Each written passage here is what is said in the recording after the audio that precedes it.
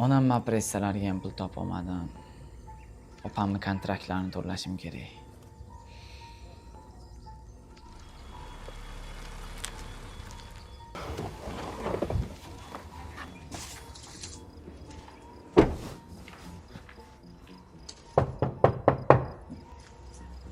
Kim bo'ldi ekan kech bo'lganda? Assalomu alaykum, keling. Maqsadga o'tamiz. Eshitishim bo'yicha onangiz kasal. O'zingiz ham yaqinda avariya bo'ldingiz. Sizga bir taklifim bor. Qanaqa taklif ekan? Agar mana aytgan hujjatlarni olib chiqib bersangiz, onangiz uchun kerakli operatsiya pulini beraman. Yo'q, men unaqa ish qila olmayman aka. Pulda nomerim kiritilgan. O'ylab ko'rib javob aytarsiz.